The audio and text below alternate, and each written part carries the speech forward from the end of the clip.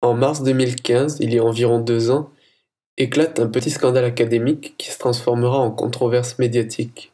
Deux jeunes sociologues, Arnaud Saint-Martin et Emmanuel Quinon, révèlent qu'un article récemment paru dans la revue Société, intitulé Automobilité postmoderne, quand l'autolib fait sensation à Paris, est un pastiche de leur propre composition. Jean-Pierre Tremblay, l'auteur de l'article, n'était qu'un pseudonyme adopté par le binôme.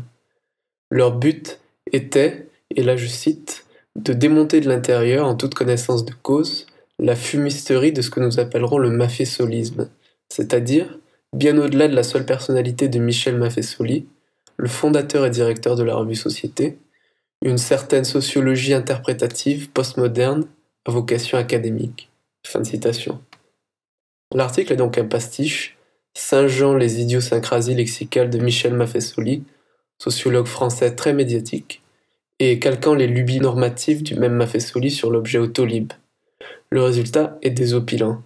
Un texte explicatif, intitulé Le Maffesolisme, une sociologie en roue libre, démonstration par l'absurde, fut publié par Arnaud Saint-Martin et Emmanuel Quinon, expliquant le pourquoi et le comment de la farce. Dans cet épisode, je reçois Arnaud Saint-Martin, et plutôt que de revenir avec lui sur cette affaire qui a déjà été abondamment commentée, j'ai souhaité évoquer ses activités de recherche normales, entre guillemets. Malgré tout, la question du sérieux épistémologique, tout à fait centrale à l'affaire Maffesoli, était récurrente dans notre discussion. Bonjour, donc aujourd'hui je reçois Arnaud Saint-Martin qui est chargé de recherche au CNRS. Arnaud, tu as reçu ton doctorat en 2008, délivré par l'université Paris 4. Et le titre de ta thèse, c'était L'Office et le télescope, une sociologie historique de l'astronomie française de 1900 à 1940. On va y revenir plus tard. Je précise pour l'instant que tu effectues tes recherches au sein du laboratoire Printemps. Je ne sais pas si c'est un acronyme qui veut dire quelque chose, comme c'est à la mode aujourd'hui. Ça veut dire quelque chose. D'accord. Et tu es aussi chargé de cours à l'université de Versailles-Saint-Quentin en Yvelines. Oui. D'accord. Peut-être tu peux nous dire ce que ça veut dire printemps, alors vu que j'ai Alors c'est un laboratoire qui a été fondé en 95 et qui est qui est associé au CNRS depuis 98, et ça veut dire profession, institution, temporalité. C'est un labo qui s'intéresse à la sociologie des professions et du travail. D'accord. Et pour en revenir au début en quelque sorte, qu'est-ce qui t'a donné envie d'étudier la sociologie ? Vraiment, j'ai un peu honte de le dire. Ouais. Comment dire Au départ, je voulais faire de la philo, sans être un élève brillant. Vraiment, j'ai rien foutu au lycée. C'était dramatique. J'ai passé le bac les mains dans les poches. Il y a certains bouquins que j'avais même pas achetés en terminale, les ouvrages de cours. Donc, j'avais les cheveux longs, je faisais de la guitare, j'en avais rien à faire des cours. C'était quoi ta filière ? ES. ES, d'accord. J'étais au fond de la classe, je ne faisais rien, et j'arrivais à gérer à peu près en économie ou en histoire et un peu en philo. Mais le reste, c'était la catastrophe, enfin, sauf le sport. Et en fait, j'ai suivi le mood de tous les amis avec qui j'étais, qui étaient plutôt anards et tout. Et on voulait tous faire philo, mais sans véritable implication et intérêt, quoi. C'était par défaut, c'était vaguement associé à nos intérêts politiques. Voilà, donc philo. Je me rappelle avoir fait une visite à l'université de Rouen, et ça m'avait impressionné lui à faire de philo, et donc je voulais faire philo. Et au dernier moment, finalement, je me suis inscrit en sociaux. Je ne sais plus pourquoi exactement. Ils avaient une espèce de tract de l'UFR de sciences sociales, psychologie, qui disait il y a des débouchés professionnels. Et comme j'étais vaguement conscient que c'était quelque chose d'important un jour de travailler, j'ai dit bon, allons en sociaux, peut-être c'est moins risqué que la philo. Ouais. Objectivement, ça l'est. D'accord. Et donc je me suis inscrit en sociaux, mais vraiment sans idée préconçue. Évidemment, j'ai fait ES, donc je connaissais la sociologie. J'ai découvert Bourdieu finalement en seconde, par exemple, Durkheim, Weber, ça. D'accord. Je connaissais déjà un petit peu, mais ça m'intéressait pas plus que ça. Je préférais l'économie en fait. Et j'ai découvert la socio, et là ça a été c'était génial. Moi qui lisais presque pas, j'en avais vraiment rien à faire. Hein. Je suis dessus, mais c'était dingue. J'étais tout le temps fourré à la bibliothèque. J'ai eu des profs fantastiques, mais vraiment géniaux. Des grands profs d'amphi qui soulèvent des foules, quoi. Et là, j'ai dévoré. J'avais toujours 3-4 bouquins empruntés par jour. Vraiment, c'était la folie furieuse. Et je me rappelle avoir fait des trucs vraiment grotesques, du genre... j'étais très peu cultivé, par exemple, en histoire de l'art ou autre. Et là, j'avais une espèce de boulimie de culture. Et je me vois, il y avait une espèce de rayonnage en histoire de l'art. Je prenais les bouquins au fur et à mesure. Et je les enchaînais. Et j'ai fait ça pendant 2 ans en Doug. Et ça a été vraiment génial. Enfin, je me suis vraiment découvert dans la culture, les sciences humaines et sociales, la philo et la socio. Et de cancre, j'ai fini major de la promo, ce qui était vraiment, comment dire, une surprise. Hein. Puis après, ça continue, en gros. D'accord. Donc t'es vraiment bien tombé, on peut dire. Ouais, mais c'est vraiment de la chance. Ça aurait pu être autre chose. Oui. Ça aurait pu atterrir en STAPS et devenir entraîneur de volleyball, je sais pas, vraiment, des fois il y a des hasards. Il en faut de la chance, c'est évident, quoi. Ok. Et alors, donc pour revenir brièvement ou pas, on va voir, mais sur ta thèse, en fait, donc là c'est peut-être quelque chose qui peut rapprocher nos intérêts de recherche. Donc ta thèse était consacrée à une sociologie de l'astronomie, donc je sais pas ce que tu peux nous dire sur ce que tu as appris en faisant ta thèse. Ouais, alors là aussi c'est des accidents. Hein. Je me suis intéressé aux sciences et techniques. J'avais fait un petit mémoire de licence sur la vulgarisation scientifique. Ça m'intéressait beaucoup parce que j'en lisais par ailleurs. D'accord. Et je l'avais consacré à un célèbre astrophysicien qui vulgarise, Hubert Reeves. Ah oui. Et j'avais fait une analyse un peu acide de la confusion science, idéologie écologique un peu bas du front et une espèce de relent de bouddhisme un peu étrange. Et ça m'avait un peu intéressé du point de vue de la sociologie de la connaissance scientifique, ce brouillage dans le discours. J'avais essayé d'ailleurs de l'interviewer, il avait refusé. Et là, mon prof de l'époque, Jean-Michel Berthelot, avec qui j'avais commencé ma thèse, lui, il m'a fait embrayer sur la dimension science. Et je l'ai suivi. Et, il fait partie des sociologues qui ont beaucoup poussé l'étude des sciences dans les années 2000. On était un petit groupe d'étudiants et moi, je me suis orienté sur la vulgarisation de la science. Et c'était surtout l'astrophysique qui m'intéressait. Et pour X raisons, j'avais inscrit ce sujet-là en début de thèse. En gros, l'écriture de la science aujourd'hui, donc journalisme, roman et tout. Et focalisé vraiment sur l'astronomie, et ça n'a pas marché pour plein de raisons. C'était une enquête qui était assez compliquée à mettre en place. Et finalement, je me suis dit, je vais faire une étude de laboratoire, comme on fait beaucoup en sociologie des sciences. Je vais m'intéresser à un laboratoire d'astrophysique. Il y avait une thèse, très bonne d'ailleurs, d'un collègue dont j'ai oublié le nom, un Québécois qui avait fait une thèse là-dessus en 90. Mais il n'y avait rien eu depuis, ou très peu. Et je m'étais dit, je vais faire de l'ethnographie des pratiques scientifiques dans un labo d'astrophysique. Et donc, j'en avais démarché un, je peux le nommer, c'est l'Institut d'astrophysique de Paris. D'accord. Et ça avait bien marché au départ, j'étais intégré même au labo. J'étais doctorant à l'IAP. Ah oui. Et j'ai eu pas mal de bons contacts avec certains astrophysiciens. Et comme dans toute thèse de sociologie, il y a le premier chapitre qu'on qualifie un peu bébête du chapitre historique, où on essaye de de raconter l'histoire du labo dans lequel on enquête. Et là, on m'avait dit, il y a une petite salle dans le sous-sol où sont conservées toutes les archives de l'IAP. Et donc, on m'a donné la clé. Ils étaient très confiants. Ils avaient raison. J'ai rien fait de mal. Et un soir, je suis allé voir les archives, entre guillemets les archives, pas au sens BNF ou archives nationales. Là, je découvre des fonds non classés. Qu'est-ce que je trouve? Des lettres de Langevin, de Joliot-Curie, de Jean Perrin, qui étaient en bordel, en fait, dans des cartons, pas classés.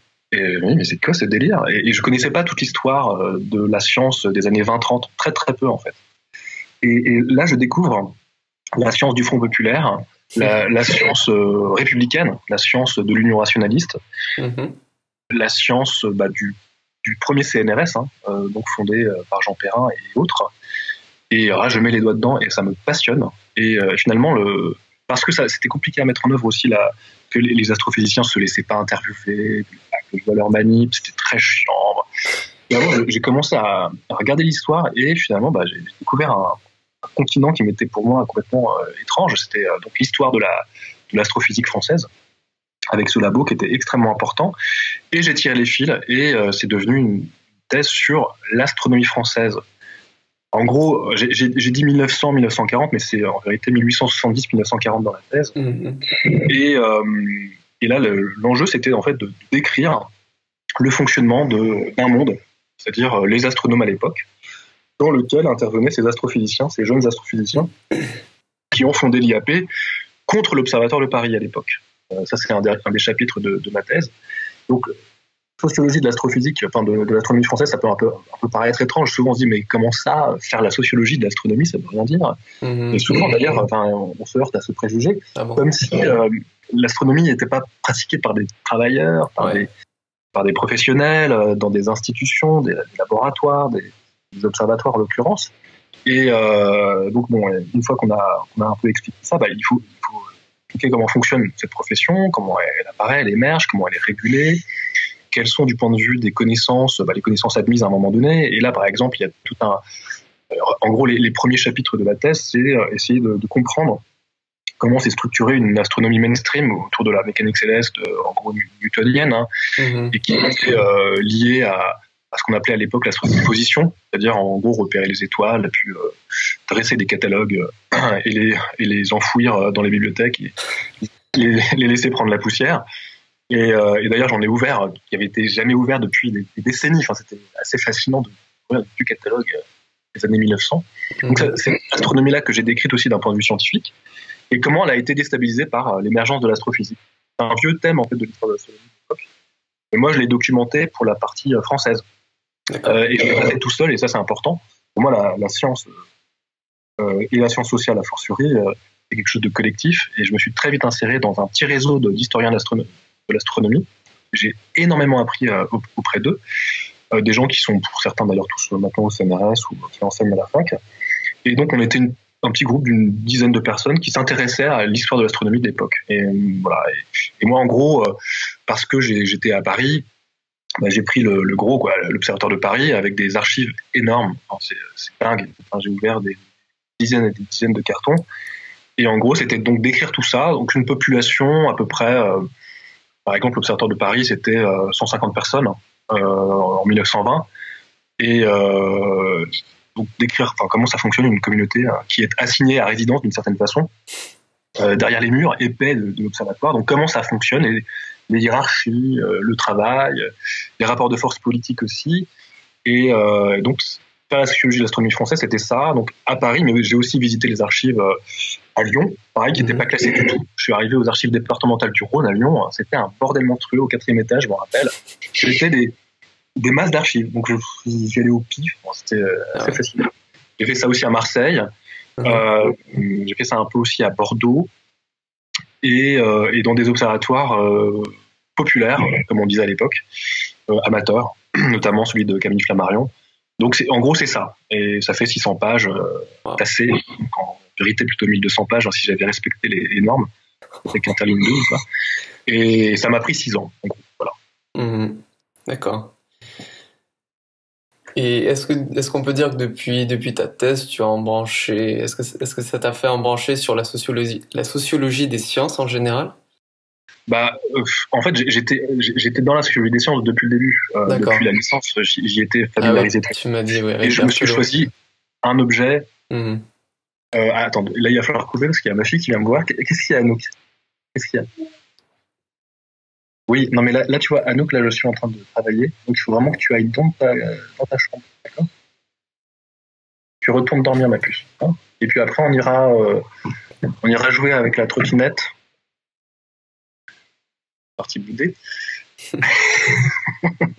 Donc on reprend. Ouais. Je sais plus ce que je disais d'ailleurs. Oui, donc j'ai découvert la sociologie des sciences dès la licence grâce à Berthelot et Olivier Martin qui est prof aujourd'hui à Paris 5, qui était déjà maître de conférence à l'époque. Et donc, je l'ai découvert à ce moment-là, et plutôt de façon très théorique, hein, en lisant dès l'époque Merton, enfin tous les fondateurs de la psychologie des sciences. C'était en 99-2000, ça remonte. Hein. Et c'est après que j'ai choisi mon objet, qui était l'astronomie. Mais avant, j'ai fait une maîtrise sur l'affaire Sokal. Ah oui. Donc, j'y ai réfléchi de façon très théorique, très philosophique, en fait, avant de me coltiner vraiment les objets de façon très empirique, faisant des interviews, des observations, puis après en faisant de l'histoire des sciences, mais de l'histoire des sciences envisagée d'un point de vue sociologique. Parce que souvent, quand on lit de l'histoire des sciences, c'est faire l'histoire d'une découverte, d'un concept, ou une biographie scientifique, et là, de A à Z, on a l'histoire d'un grand astronome. Moi, c'était l'histoire d'une communauté que je voulais faire. Et l'interroger d'un point de vue vraiment sociologique, en mobilisant par exemple l'approche en termes de champ scientifique de Pierre Bourdieu, entre autres, hein, mais en utilisant des catégories d'analyse sociologique pour interroger le devenir historique des sciences. D'accord. Alors là, vu que tu l'évoques, je ne peux pas ne pas te poser la question. Je te vois venir. Voilà. Je ne sais pas si tu peux nous parler de ta maîtrise sur l'affaire Sokal. Ouais. Alors, c'est marrant parce que je l'ai écrite, j'avais 21 ans. Hein. J'étais un enragé, hein, rationaliste, critique, extrêmement intransigeant. Ouais.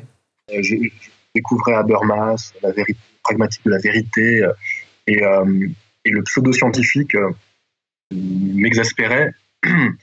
Et donc l'affaire Sokal, c'est Berthelot qui m'a orienté vers ce thème-là, qui est un cas d'école hyper intéressant pour travailler sur les controverses scientifiques. Ouais.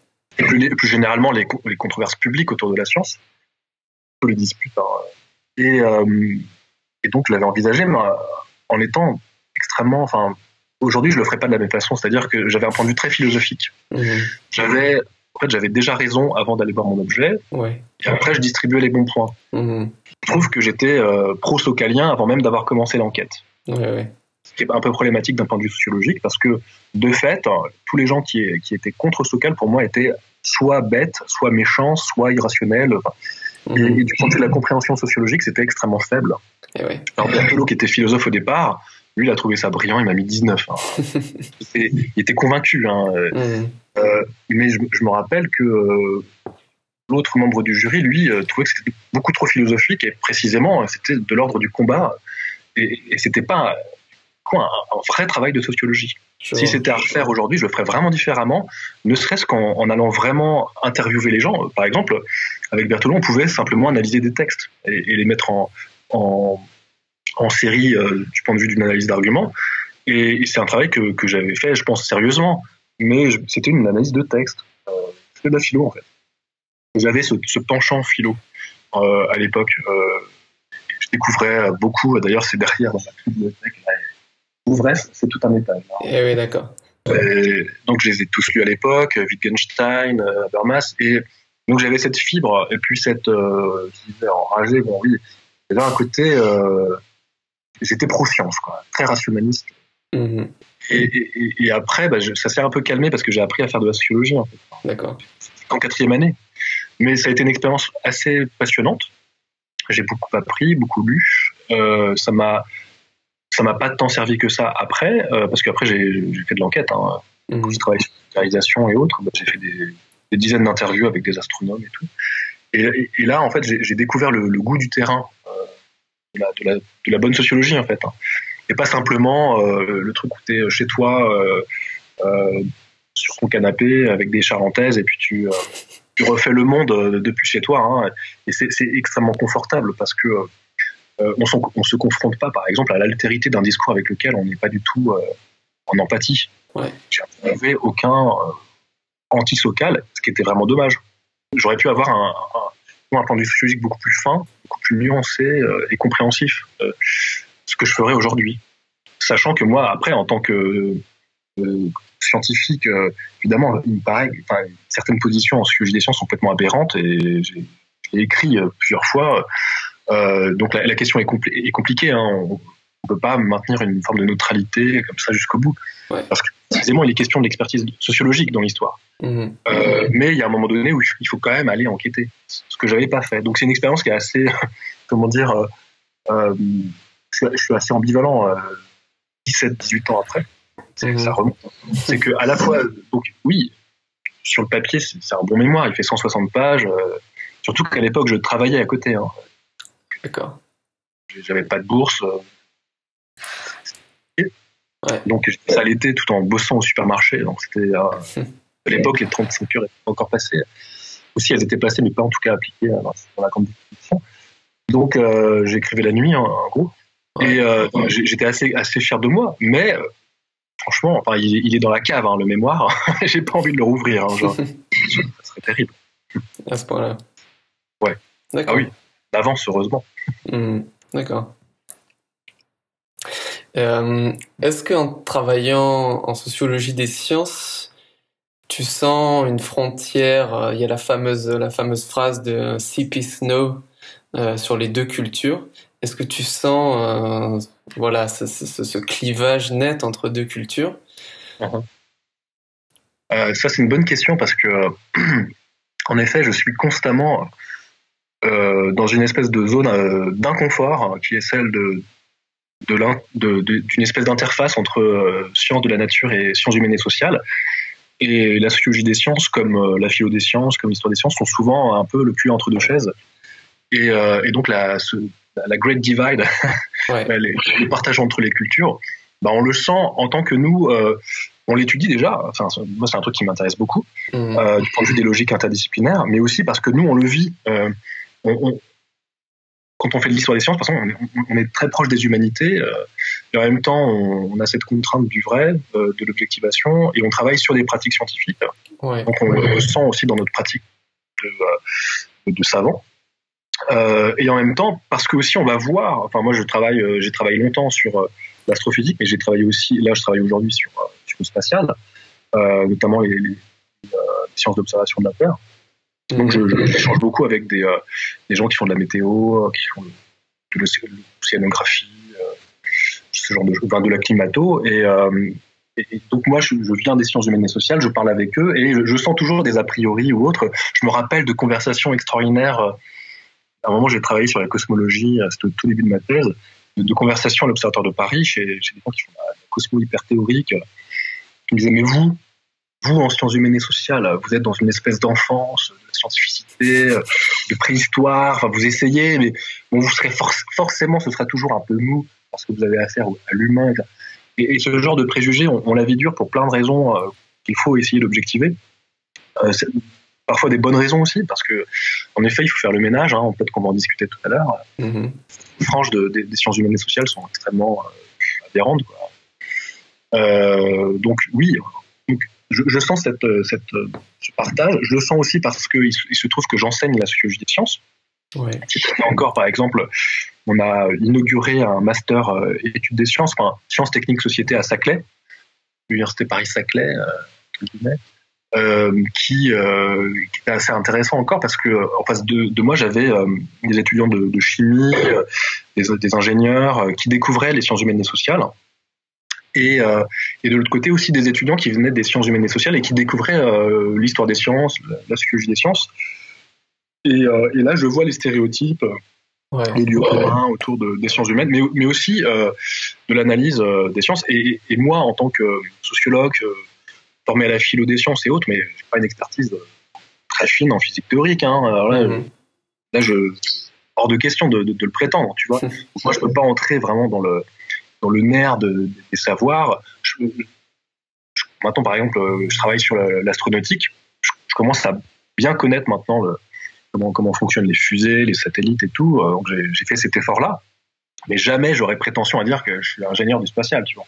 De la même façon les ingénieurs du spatial avec qui je travaille, ils respectent mon expertise sociologique, ils vont pas dire oui, mais la théorie de Durkheim. Enfin. Donc c'est une position qui est inconfortable, mais en même temps qui est hyper intéressante parce que c'est une espèce de poste d'observation. Et en effet, il y a encore ce partage, malgré aussi, et ça c'est un dernier point, toutes les logiques d'interdisciplinarité qui sont portées par les institutions, notamment au CNRS, avec des missions. On distribue un peu d'argent, 20 000 euros par-ci, 20 000 euros par-là, pour dire, allez, mettez-vous ensemble. Et parce que vous êtes ensemble, il va sortir une science interdisciplinaire un peu miraculeuse. C'est très bien que ça ne marche pas comme ça. D'ailleurs, je sors un bouquin avec un collègue, Yvan Saint-Saulieu, sur les questions d'innovation.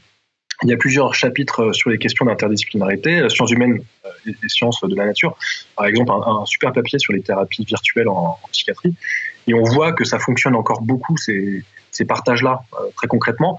Et je pense que la bonne position, plutôt que de dire interdisciplinarité, puis les sciences se confondent dans un métissage fait d'œcuménisme, de bienveillance vis-à-vis d'autrui et de respect des différences. Non, plutôt partons de nos expertises, sérieusement, et faisons de la bonne pluridisciplinarité, c'est-à-dire éventuellement il peut créer des convergences, mais oui, mais alors comment il faut les opérationnaliser de façon sérieuse d'un point de vue méthodologique, épistémologique, mais pas partir du principe que déjà c'est possible, tout ça parce qu'on se met ensemble, tu vois. Ouais. Et, là, je suis un peu long pour y répondre, mais donc c'est à la fois donc ça existe, c'est une énigme, c'est quelque chose qu'on peut dépasser, qu'on aimerait dépasser, mais c'est extrêmement dur parce qu'il y a une logique des disciplines scientifiques très installée, et puis mais qui m'intéresse comme objet puis comme défi aussi. D'accord. Je sens deux choses dans ce que tu me dis. Là, c'est plus une conclusion qu'une relance, mais il y a déjà le fait que ça n'est pas un mythe, ça n'est pas un cliché, encore moins un cliché faux, ce clivage entre les deux cultures. Et deuxièmement, ce que je sens dans ce que tu me dis, c'est que, au moins en principe, ce clivage est surmontable. Oui. Au moins, il faut s'y efforcer. Tout à fait. Alors moi, ça, c'est quelque chose auquel je crois beaucoup. On évoquait Alan Sokal tout à l'heure. Alan Sokal, par exemple, moi, je l'ai rencontré récemment et il a été dépeint par ses détracteurs comme, en gros, le méchant positiviste qui comprend rien à la philosophie française, les grands auteurs et tout. Non, au contraire, c'est quelqu'un qui cherche à comprendre, qui lit, qui est extrêmement curieux. Avec un respect infini pour la parole des gens qu'il essaye de comprendre. Et vraiment, quelque chose je trouve qui est un modèle en fait en termes précisément de rapport à l'expertise des autres. Et tout en ayant sa grosse compétence en physique théorique. Et puis là, il bosse plutôt en maths, théorie des ensembles et tout, donc dans ce registre-là. Et je trouvais ça extrêmement sain. Est-ce que l'inverse est possible aujourd'hui ? Est-ce que lorsqu'on va voir des philosophes, des historiens, des sociologues, est-ce qu'ils ont ce souci de la compréhension de l'expertise qui en effet peut paraître complètement ésotérique en maths ou autre ? J'en suis pas convaincu. Et je pense que des fois, agiter le scientisme, le positivisme des gens qui sont en sciences dures, c'est pas une espèce de mécanisme de protection ou de paresse d'esprit de gens qui veulent tout simplement pas comprendre parce que ça leur est complètement inaccessible. Ouais. On pourrait, voilà, j'analyse un peu à la louche à la serpe, mais je pense qu'il y a ce genre de choses qui existent, mais qui est reproduit aussi dans l'institution académique et dans l'école en France.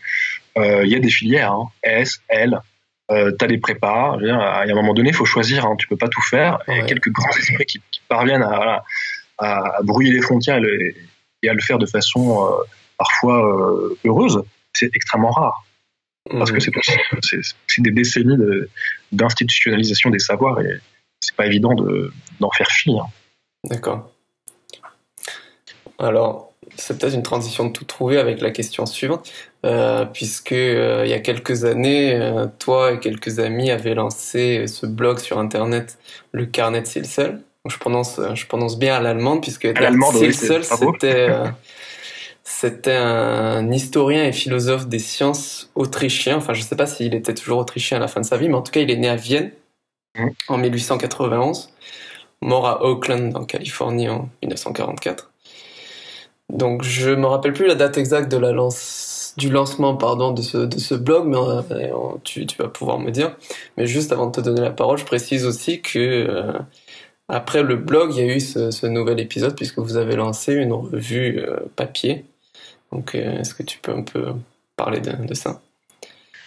Alors oui, le Carnet Silsel, c'est quelque chose qu'on a fondé. On était très peu, c'est du bricolage. On était surtout Jérôme Lamy et moi, et puis quelques amis qu'on se connaît depuis très très longtemps. Et on avait vu depuis très longtemps en fait cette plateforme qui s'appelle Hypothèse, qui regroupait déjà plusieurs centaines de carnets de recherche, comme on dit, pas des blogs. Ils y tiennent, ils ont toute une terminologie spécifique. D'accord. on avait vu ça, et moi je m'étais un peu investi dans le blog dans le carnet de mon labo du printemps, et j'avais trouvé ça hyper intéressant, comme mise en scène des savoirs, vulgarisation, et en même temps une écriture un peu relâchée, pas complètement académique, mais on parle des choses qui nous concernent, nous autres académiques, et surtout c'était une temporalité un peu différente de la publication en revue, où certains papiers, moi, ils ont été publiés au bout de 5 ans, tu vois, donc quand tu les vois apparaître sur papier, tu te dis « Ah bon, j'ai écrit ça ?» Et là, tu publies un billet, ça y est, c'est instantané. Et j'aimais bien cette instantanéité et puis cette fraîcheur de ton. Et donc, on a créé le carnet, mais sur un coup de tête. Et il se trouve qu'avec Jérôme, on est extrêmement impulsif. Et quand on fait quelque chose, il faut que ça soit tout de suite. Et moi, je fonctionne beaucoup comme ça. Et là, j'ai encore lancé un projet, là. C'est pareil. Maintenant, il faut que ça marche à fond, là. Et donc, octobre, moi, ça me prend à la rentrée dans le pire des moments. C'est-à-dire que je suis papa, donc je suis très fatigué, mais je me dis, il faut qu'on le fasse. Et si on n'est pas à l'impulsion, ça ne se fera jamais. Donc, boum, je lance le visuel, on lance une inscription sur la plateforme, et on trouve le titre Zilzal, parce que c'est un grand philosophe, complètement oublié, hélas, sur lequel on avait un peu travaillé avec Jérôme. Et on s'était dit, en fait, on cherchait un nom. Et on avait comme d'habitude, dans ces cas-là, c'était un peu la déconne, on avait des titres complètement pompeux, grandiloquents. Et même ça devait être un acronyme au départ. Zilzal, c'était jaune interdisciplinaire, de choses. N'importe quoi. N'importe quoi. Bref, passons. Et après, on s'est dit, bon, ça va être Zilzal. Voilà. Et on lance le machin début octobre, sans aucune espèce d'agenda. On va publier des trucs qu'on a envie d'écrire, et puis c'est tout. Et au tout début, par exemple, le premier papier, c'est Jérôme qui l'écrit, c'était en gros un bouquin sur Galilée, de Pietro Redondi, de l'histoire des sciences, et un bouquin qu'il adorait. Donc parler d'un truc qui lui plaît. Et juste après, je dis, et si on sollicitait une petite interview de Redondi pour voir ce qu'il en pense, parce que en gros, c'était un bouquin qu'il avait publié 20 ans avant, de mémoire, quelque chose comme ça. Et donc là, on invente un petit format intéressant. Et au fur et à mesure, ça s'est fait comme ça, de façon très incrémentale. Et donc, c'est 2013, on est très peu, une bande de potes, hein. Et on publie une fois toutes les 2 semaines. Et les papiers, au départ, sont assez courts. Et au fur et à mesure, 2014, on publie, et puis enfin, c'est une fois par semaine, donc avec un rythme un peu effréné. Et puis, donc, on fait ça. Et puis, on commence il y a quelques papiers un peu un peu brutaux, quoi. Alors, on se lâche un peu, ce qu'on fait pas forcément dans les revues académiques. Je l'ai fait dans des revues académiques, mais souvent c'est un peu compassé. On me dit oui, vous exagérez. D'accord. Moi, je suis un adepte pathologique du jeu de mots. Généralement, je les contiens dans les revues académiques. D'ailleurs, on me les censure en règle générale, pas toujours, hein. Toujours, certains passent. D'accord. On se fait assez fier parce qu'on les voit après. Et donc là, on s'amuse à trouver encore une fois des formats d'écriture. Et on fait quelques coups, entre guillemets, qui étaient vraiment pas, anticipés comme oui, alors là, on a un projet, là, on va tout transfigurer, on va bouger. Non, pas du tout. C'était, on s'amuse et on publie. Puis si ça a un effet, tant mieux. Hein, sinon, tant pis, on s'amuse. Au moins, on sera amusé. Donc ça a été ça. Et puis, étonnamment, il y a eu des lecteurs. Alors ça reste, c'est confidentiel, hein. En gros, la première année, j'ai sorti les statistiques récemment parce sauf qu'on présente maintenant de plus en plus la revue dans des séminaires, hier par exemple. Donc je commence à roder un peu le discours. Et c'est vrai que la première année, en gros, on avait 1500, 2000 visiteurs uniques par mois, ce qui est quand même, c'est bien, mais c'est pas non plus, ça va. Ouais. Et après, en 2014-2015, c'était plutôt 5-6 000 par mois, pas mal, avec quand même certaines pointes sur des billets qui marchaient bien, et puis des billets qui parfois devenaient très longs, hein. Je pourrais en citer un notamment, sans commentaire. Ouais. Et d'ailleurs, c'est amusant parce que le format blog, tu vois, tu publies un papier qui fait au maximum 2 pages, tu vois, 1000 signes. Tu sais qu'au-delà, tu ne seras pas lu, les gens, ils actionnent leur souris, ouais. La petite molette, puis à un moment donné, oulala, il est très long ce papier, hein. À la fin, je suis vraiment dessus, parce que tu as des petits indicateurs statistiques, par exemple, tu vois le temps passé sur une page. D'accord. Et imaginons ton papier fait 200 000 signes. Si tu te retrouves dans les papiers lus en 15 secondes, à mon avis, bon, il y a très, très forte chance qu'il l'ait lu jusqu'au bout. Ouais. Peut-être qu'ils l'ont imprimé ou enregistré sous PDF, mais bon, imaginons ils l'ont fait. Dans les cas, on n'est pas complètement sûr. Ouais. Mais à la rigueur, on s'en fout. On publie ce qu'on veut, court, long, on s'en tape, du moment qu'on va jusqu'au bout de l'argument. Et ça, le faire sur tous les sujets possibles et imaginables, et pas simplement des articles à charge. J'ai fait les statistiques. Hein. On nous reproche beaucoup, hein, parce qu'on est très, très actifs dans les réseaux sociaux, notamment Twitter, d'être en gros des méchants, des flics. Encore hier, la question, mais quand même, vous n'avez pas peur d'être un peu les méchants, les justiciers. Il se trouve que c'est à peine 20% des papiers publiés. Le reste, c'est des entretiens avec des gens qu'on apprécie beaucoup, des bouquins qu'on a adorés, ça peut être des comptes rendus d'enquête, on l'a fait plusieurs fois, des papiers republiés. Là, on a republié un papier super samedi dernier, un collègue italien. Donc, c'est pas simplement des trucs à charge. Et d'ailleurs, ça en dit long sur les formes du débat aujourd'hui. Mais en gros, c'est ça le carnet Zilzol. Et puis, c'est devenu une revue parce qu'on a eu de la chance. Moi, en fait, ça fait depuis très longtemps que ça me trottait à l'esprit. En 2009, avec Jérôme et d'autres, on voulait créer une maison d'édition. Je me suis rendu compte qu'on avait... moi, j'étais au chômage à l'époque. Hein. D'accord. Et ça a duré un certain temps. Et donc, j'avais pas de capitaux, j'étais pas un riche héritier. J'écrivais pas non plus dans la revue des Deux Mondes. Enfin, j'avais pas beaucoup d'argent pour lancer une maison d'édition. Je me suis rendu compte à quel point c'était compliqué. D'un point de vue comptable aussi, business plan et compagnie. Donc, on a abandonné, mais il y avait cette idée-là qui trottait, et il se trouve plein de circonstances, mais encore une fois contingentes. On a été approché, et aujourd'hui, on a une revue papier dans laquelle nous sommes très investis, qui est un projet interdisciplinaire, international, une revue donc semestrielle, sur papier, ce qui est aujourd'hui un défi, mais un défi payant. Enfin, le risque était grand pour l'éditeur, hein, mais il se trouve que ça marche. Le premier tirage est épuisé. Donc on retire la revue qui va ressortir. Et là, j'ai des statistiques en librairie. C'est épuisé dans la majeure partie des librairies, Gibert et autres. Donc il y a des lecteurs encore aujourd'hui, et c'est extrêmement rassurant. Pour les revues, déjà, c'est pas si évident à l'heure du numérique, et aussi sur le papier. Et nous, ce qu'on a essayé de faire aussi, c'est une revue, mais c'est aussi un livre. Enfin, ça fait 420 pages. Donc un format. En gros, on devient un peu académique parce qu'on est maintenant sur un portail qui s'appelle Kern, qui publie des revues académiques de sciences humaines et sociales. Donc on est maintenant un petit peu normalisé. Mais bon, il y a quand même une touch zilzolienne avec des moments un peu funky dans la revue. C'est un peu lâché par moments. Et donc il y a toujours l'esprit, mais on fait ça un peu sérieusement, avec des évaluations et tout en maintenant aussi le carnet. D'accord. Voilà, en gros.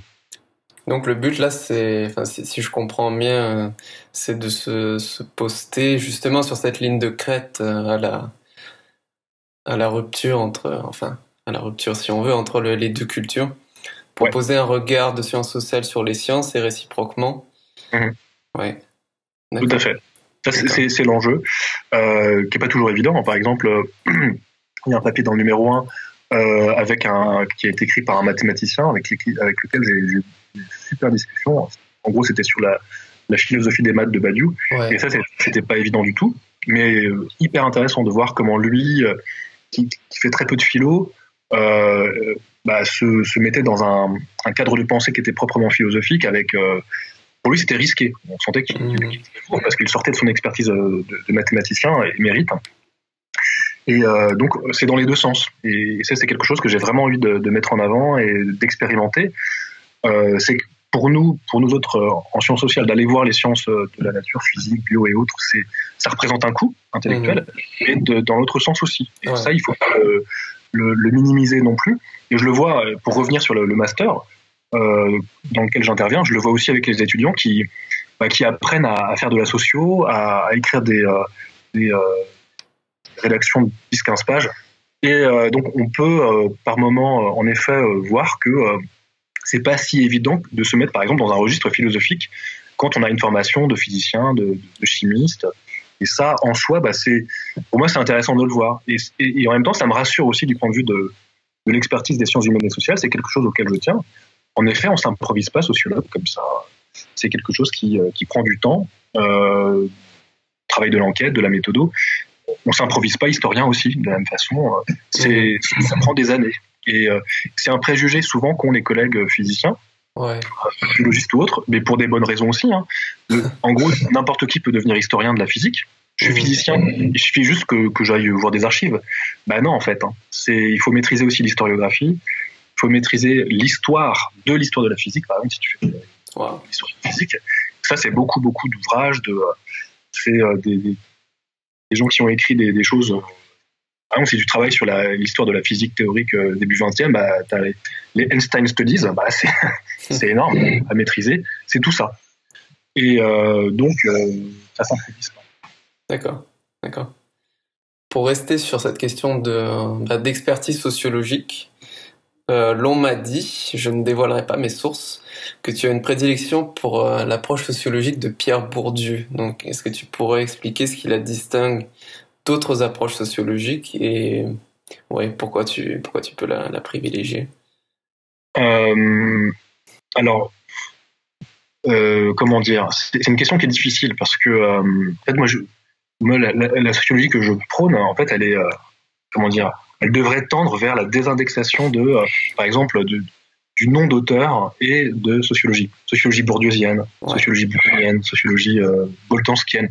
Moi, je trouve ça déprimant en fait. Et ça, c'est quelque chose que prône beaucoup en fait. Si je devais me raccorder à un auteur, ce serait plutôt Merton. Hein. Et lui, ce qu'il disait, il insistait sur l'éponymie à un moment donné. Tu fais une découverte, tu as un concept important. Oui, on le raccorde à ton nom. C'est une gratification symbolique. Mais à un moment donné, quand une connaissance montre une forme d'efficacité cognitive, au fur et à mesure, elle circule, elle s'universalise et elle est dissociée du contexte de découverte et du nom propre du découvreur. Et il y a certains concepts de Merton, par exemple, qui sont placés dans le langage ordinaire de la sociologie, prophétie autoréalisatrice, de référence, ça peut être socialisation anticipatrice, bref, toute une série de concepts qu'on réfère plus du tout à Merton. D'accord. Et donc on va pas dire la prophétie autorisatrice mertonienne. Et donc là, en gros, la sociologie dans laquelle je me reconnais, c'est la sociologie tout court, qui en effet, à un moment donné, bénéficie des avancées promues par des auteurs qui ont de grosses ambitions, qui éventuellement peuvent fonder des théories intégrées. Mais moi, ce qui m'intéresse, c'est précisément de faire dialoguer ces sociologies, ces théories, et au fur et à mesure, de façon raisonnée, rationnelle, sur des objets, sur la base d'une critique argumentée des concepts, fait émerger des formes de généralité qui, au fur et à mesure, dirigent vers une forme d'unification. Donc, moi, j'ai été en effet très séduit par la sociologie de Bourdieu très tôt dans mes études, parce que je la trouvais beaucoup plus solide que d'autres, pour plein de raisons que je pourrais expliciter. Mais ça ne veut pas dire que la sociologie, elle est intrinsèquement bourdieusienne pour moi. Bien sûr. Par exemple, là, je contribue à un dictionnaire Pierre Bourdieu qui va sortir bientôt, et j'ai fait une notice sur Merton, et j'ai insisté à fond sur plein de points hyper fondamentaux de l'argumentation sociologique, du raisonnement sociologique, sur les structures, sur qu'est-ce que c'est que la hiérarchie en société, ce genre de choses. Elles sont hyper d'accord. Donc, on ne va pas dire sociologie mertono-bourdieusienne, ça n'aurait aucun sens. On va dire sociologie tout court. De la même façon que chez des auteurs qu'on n'a pas du tout l'habitude de comparer à Bourdieu, il pourrait éventuellement y avoir des points communs. Ouais, donc moi, je suis vraiment... je prône une sociologie qui est, comment dirais-je, trans-auteur, et je me reconnaîtrais pas dans l'étiquette du bourdieusien, par exemple. Ouais. Trans-chapelle, si l'on peut dire. Ouais. Et le moment chapelle est déprimant. Vraiment déprimant. Il y a un côté histoire-bataille des idées qui je trouve qui peut amuser. C'est même d'ailleurs, moi j'enseigne la théorie sociologique aux étudiants. Évidemment, eux, on leur gave le cerveau de Bourdieu contre Boudon, contre Bourdieu, et il peut y avoir un ressort pédagogique. Hein. Tu enseignes ce genre de choses, donc ça mobilise. Il y a un côté un peu guerrier. Les étudiants aiment beaucoup. Mais il y a un moment donné où tu avances, quand tu fais des enquêtes de terrain et tout, c'est extrêmement handicapant de penser dans ces termes-là. Et moi, je fais de la sociologie tout court. Et quand certains concepts de Bourdieu me servent, je les mobilise. Le concept de champ, par exemple, il permet de voir plein de choses. Je pense que c'est une vraie conquête épistémologique, mais il y a des moments, c'est difficile. Ça marche pas. Ça grippe. Je pourrais entrer dans les détails, mais dans ma thèse, moi, j'ai une façon très résiduelle. Je l'ai critiqué parce que ça marchait pas sur certains trucs que je voulais analyser. Et l'enjeu, c'est pas de plaquer bêtement en disant mais il a raison donc. Non, c'est que ça marche pas là. Et si ça marche pas, bah, tant mieux. Ça prouve qu'il y a une marge de manœuvre pour faire progresser. En gros, si on appliquait bêtement Bourdieu, bah, on ferait pas avancer la sociologie. Tu vois. Donc, il faut faire bouger le modèle. Et par exemple, moi, j'ai fini ma thèse avec Terry Shinn, qui a beaucoup travaillé avec Bourdieu. Et qui avait un rapport extrêmement sain avec Bourdieu, c'est-à-dire qu'il était assez critique, tout en s'inscrivant dans la démarche, certaines démarches de Bourdieu. Et si on lit d'ailleurs Bourdieu, il cite constamment Terry Shinn, sont très favorables, parce que Bourdieu, c'est pas l'espèce de cerveau universel qui se saisit d'objets de façon complètement transparente et qui va les magnifier parce qu'il les théorise. À chaque fois, il y avait des collaborations. Typiquement sur les sciences, il a travaillé avec Terry. Il lui a montré ses objets, il travaillait sur les laboratoires de physique de Chine dans les années 80. Et Terry a beaucoup fait bouger certains concepts, notamment le concept de champ. Donc, moi, c'est cette pratique-là que j'ai, une pratique que j'espère en fait scientifique. C'est-à-dire, on n'a pas une espèce de socle là qui fonctionne comme doctrine idéologique. Non, on le fait bouger, et parce que ça bouge, et on est dans un registre scientifique proprement. D'accord. Alors, la transition parfaite à nouveau, puisque ma prochaine question, ce sera la dernière. C'est est-ce que tu penses que les sciences sociales sont parfois victimes d'un biais idéologique? Alors, par exemple, par conséquence d'une monochromie politique, mais ça peut être autre chose. Ça peut être plusieurs choses à la fois. Ça, c'est une question qui est extrêmement difficile. Et c'est une question d'épistémologie qui est redoutable. Hein. On ne peut pas l'évacuer comme ça d'un claquement de doigts en disant mais oui, évidemment, il y a un partage science-idéologie. Et s'il y a un peu d'idéologie dans la science, c'est plus de la science. On ne peut pas la trancher si facilement que ça. Parce que même quand tu fais un peu d'histoire des sciences, sciences de la nature, hein, tu te rends compte que quand tu travailles sur la bio, 19e et tout, tu vois quand même des gros préjugés idéologiques. Donc c'est pas comme si c'était le propre de toute éternité des sciences sociales d'être pris dans ce genre de choses. Non. Bon, déjà, il y a ce point qui est quand même important. Bon, après, de là à dire que la physique des cordes, tu vois, est intrinsèquement, tu vois, républicaine démocrate. Bon, c'est compliqué, ce genre d'analyse. Hein. Mais en effet, il se trouve que la sociologie, quand tu la pratiques, elle induit certains raisonnements, par exemple. Ça, c'est des questions d'épistémo un peu dures, mais quand tu analyses certaines connaissances ordinaires d'un point de vue sociologique de la connaissance, le premier réflexe, c'est de les interroger. Donc de les mettre à distance, d'interroger leur évidence, de connaissances admises par des populations, etc., y compris les connaissances scientifiques. Hein. Donc cette mise à distance, on peut la qualifier de déconstruction, d'analyse, de mise en question. Mais il y a ce mouvement qu'on peut aussi qualifier de critique. Tu vois, critique au sens même de rigueur kantien, c'est-à-dire quelles sont les conditions de possibilité d'une croyance. Et donc tu as un mouvement, là je prends un cas parmi d'autres, hein. Si tu interroges les sciences d'un point de vue de la connaissance scientifique, tu es dans un mouvement critique de mise à distance. Et c'est après ce mouvement critique, effectivement, il peut être nourri peut-être par une critique de la science, et c'est ce qui se passait dans les années 70. Il y a eu une grosse critique de la science qui venait souvent du gauchisme de campus, ouais. Aux États-Unis comme en France. Ouais. Et donc, il peut y avoir un lien, tu vois, mais en même temps, je pense que ça fait partie des impératifs méthodologiques à un moment donné de mettre en question. Et donc là, j'interroge juste une opération de connaissance qui est le propre des sciences sociales, qui est la déconstruction, l'analyse, la critique. Et cette critique, elle peut servir en effet des intérêts politiques. Donc la question n'est pas évidente. On peut faire un partage complètement étanche en disant ok, donc il y a une opération fondamentale d'un point de vue épistémologique qui est ce que l'AIR appelle la désévidentialisation. Tu rends problématique une connaissance, quelle qu'elle soit. Après, tu peux en tirer des conséquences politiques. Donc là, tu le partages. Mais tu peux dire, en fait, l'opération même est politique, intrinsèquement politique. D'accord. Donc il y a plusieurs façons d'envisager la chose.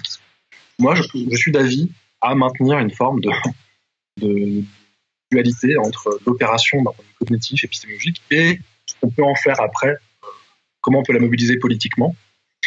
Et moi, j'interviens politiquement, parfois, j'écris dans des journaux qui ne sont pas franchement à droite, mais quand je le fais, j'essaye, et c'est pas toujours possible, matériellement, par exemple, de dire Arnaud Saint-Martin tout court, et pas dire Arnaud Saint-Martin sociologue. Ouais. Parce qu'en effet, la sociologie viendrait garantir une position qui serait idéologique. Mais il se trouve que là, j'ai publié récemment une tribune pour la Marche pour les sciences avec des collègues, et Le Monde impose que l'on précise. Déjà, on ne peut pas publier en tant que collectif, donc il faut nommer, on doit incarner une parole d'autorité, et a fortiori, on doit préciser les fonctions. Ouais. Donc, rattachement institutionnel, profession. Donc là, le brouillage, il est presque induit par le jeu journalistique, alors que moi, intuitivement, je voulais signer Arnaud Saint-Martin. Ça me suffisait largement, parce qu'en effet, il y a une position qui est normative, de défense de la science.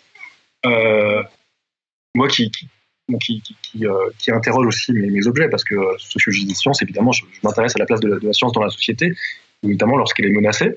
Mais là, précisément, on était dans quelque chose de normatif. Tu vois. Mais si tu dis ça de l'extérieur, on dit ah, mais il est sociologue, donc, c'est sociologue, toujours politisé. Donc, tu vois, l'affaire est compliquée. Hein. C'est qu'il y a aussi des formats de communication qui sont tels que le brouillage est permanent. Mais en tout cas, moi, je suis partisan de maintenir de façon, sachant que c'est pas toujours possible, mais de maintenir le partage entre science et idéologie. Sachant que c'est pas toujours possible matériellement dans les luttes, etc. Et aussi parce que les savoirs scientifiques, notamment ceux des sciences humaines et sociales, sont souvent pris dans le débat public. Ah ouais. De fait, ils sont mobilisés, ils sont mobilisateurs. Donc, on a bon dos de dire ah là là, les sociologues toujours politisés, toujours à gauche ou à droite. Hein, ça existe en ce moment à l'école des études, hélas. Ouais. Donc, c'est un peu facile de dire voilà. C'est que nous aussi on est pris, on est enrôlé souvent bon gré mal gré dans les débats parce que ça sert souvent de caution, d'autorité, discours politique. Donc parfois notre corps défendant, on entre dans le jeu. Et dans ce cas-là, moi ce que j'essaye de faire, c'est pas toujours évident, mais c'est de le faire de façon réflexive. C'est-à-dire, ok, là j'interviens, je suis sociologue, mais attention, quand je dis quelque chose. Il peut m'arriver d'être normatif, mais là je suis citoyen. Il se trouve que les scientifiques, quelle que soit leur discipline, vont voter souvent. Ils vont manifester aussi. Sauf que j'ai marché aussi pour les sciences il y a quelques temps, en 2014, marche pour les sciences, etc. J'ai retrouvé avec des collègues de labo de physique ou autres. Nous aussi, on a des croyances politiques, idéologiques. Ça ne veut pas dire que ça embue tout ce qu'on fait d'un point de vue scientifique.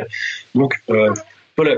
Il y a aussi une espèce de mythe là de la science, tu vois, extraterritorialisée dans sa tour d'ivoire.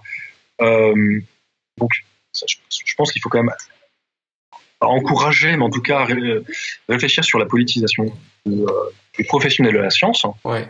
Et après sur la question de, est-ce que je le vois en permanence, est-ce que les sciences humaines et sociales sont une espèce d'idéologie déguisée ou rationalisée? Je pense pas. J'en lis tout le temps de la science sociale, hyper documentée, hyper réfléchie d'un point de vue méthodologique. Là, je lis une enquête passionnante sur l'histoire de l'auto-entrepreneuriat d'une jeune sociologue, Sarah Abdelnour. Hyper belle enquête. Enfin, vraiment, elle a des ministères jusqu'à l'auto-entrepreneuriat tel qu'il est pratiqué par des gens qui vivent dans la misère. En gros, il y a une très belle enquête avec des dizaines d'entretiens, des stats, tout ça sur le temps long, avec une historicisation de la catégorie de la petite entreprise depuis les années 70. Donc ça date pas d'il y a quelques années, hein, tu vois. Donc c'est une démarche qui est, je pense, hyper recevable d'un point de vue scientifique. Et après, c'est en gros, c'est un bouquin qui est tiré d'une thèse, tu vois. Ouais. Donc un ouvrage un peu généraliste qui peut éventuellement servir le débat public. Bien sûr.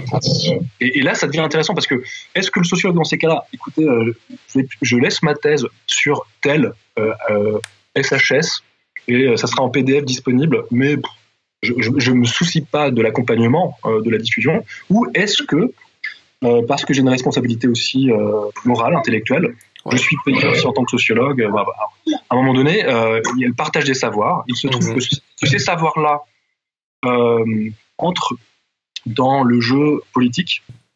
Eh bien, je vais jusqu'au bout et j'accompagne, sans dire l'auto-entrepreneuriat, c'est mal, c'est horrible. Non, mais quel est l'enjeu déjà? Et rien que de clarifier les enjeux, je pense qu'il rend service aussi au débat politique, sans pour autant, tu vois, asséner des vérités politiques à la population, tu vois. Et le sociologue n'est pas là pour faire la leçon ou donner des brevets d'innovation politique à tel ou tel candidat ou à commander des directions vers l'isoloir, tu vois. Ouais. Mais en tout cas, j'insiste sur la difficulté intrinsèque du positionnement des collègues, des historiens, des sociologues, dès lors que ton expertise est exposé à la récupération permanente. Et c'est vrai que quand on fait de la physique théorique, des hautes énergies, ou on travaille sur un certain nombre de savoirs qui sont extrêmement ésotériques et qui intéressent très peu, ou alors éventuellement il peut y avoir des grands vulgarisateurs de la physique comme Aurélien Barraud par exemple, qui peuvent capter éventuellement certaines populations, et là tu peux capter un peu quelques franges du grand public, mais en gros, ça n'intéresse pas tant que ça. Il se trouve que oui, les sciences humaines et sociales, parce que, encore une fois, elles investissent des objets qui sont intrinsèquement litigieux. Là, je suis en train de lire le bouquin de Patrick Boucheron sur l'histoire internationale de la France, qui est absolument passionnant. Mais oui, de fait, si tu interroges la France en tant que elle participe d'une dynamique qui la dépasse, hein, c'est pas simplement l'histoire de la France et que de la France, d'une espèce d'entité, tu vois, repliée sur elle-même. Maintenant, il y a des échanges avec des pays jusqu'à la frontière. La question d'immigration est extrêmement compliquée, tu vois, du découpage territorial, des guerres. Bref, c'est une histoire passionnante, et je pense que oui, c'est une conquête aussi intellectuelle que de dire, étudions, par exemple, la France vue depuis l'Amérique. C'est plutôt que de faire l'inverse. Enfin, la France qui regarde les États-Unis avec une espèce de complexe toujours d'infériorité, le mythe du retard. Voyons aussi que, par exemple, l'Amérique a été française. Et là, tu te déplaces pour avoir beaucoup voyagé aux États-Unis, et moi j'ai vu de la France partout, pas simplement dans le Midwest et tout. Donc là, tu dépayses le regard historien, mais aussi, c'est un succès de librairie, 50 000 exemplaires, ça a été retiré 3 fois, donc ça intéresse le grand public. Et je pense qu'à un moment donné, cette science-là, historienne, et pour avoir fait de l'histoire, franchement, l'histoire, c'est un truc sérieux. C'est des cartons d'archives, c'est recoupé, c'est la question de l'écriture, de l'historiographie. Donc, ça n'improvise pas historien. Laurent Deutsch n'est pas historien, soyons clairs. Et c'est ce que dit avec beaucoup de finesse et puis d'enthousiasme Patrick Boucheron, qui est fier de dire, en effet, il y a quelque chose comme l'expertise historienne, c'est pas n'importe quoi. Après, la question, c'est qu'est-ce qu'on en fait? Est-ce qu'on reste entre historiens dans des séminaires protégés, à l'école des études, à l'école pratique des études, et en effet, nous produisons des savoirs extrêmement édifiants et intéressants sur l'histoire transnationale de la France, ou est-ce qu'on produit des formats vulgarisés, d'enrichir la connaissance des gens avec lesquels on interagit par ailleurs? Tu vois, là j'essaie pas de brouiller les cartes, tu vois, mais de montrer que l'affaire est plus compliquée que prévu. Ouais. Ok. Écoute, c'était vraiment très intéressant. Merci beaucoup. J'ai pris beaucoup de plaisir. On pourrait continuer encore longtemps, mais tu as été déjà très généreux avec ton temps. Non, mais ça me fait plaisir. Puis parce que je pense que c'est important, en effet, de créer des formats de vulgarisation et de discussion qui soient hyper ouverts.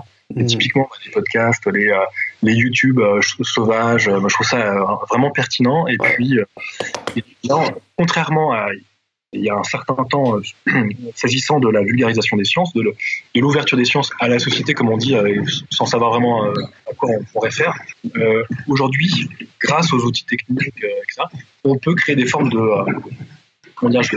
d'horizontalité dans la prise de parole, dans la confrontation des points de vue, qu'il faut apprendre à exploiter au maximum. Et typiquement, ce genre de dialogue, tu vois, et de les diffuser de façon, tu le mets sur Internet et puis tu vois si ça ne plaît pas. Ouais. Moi, je trouve que c'est vraiment génial. Ouais. Il faut continuer.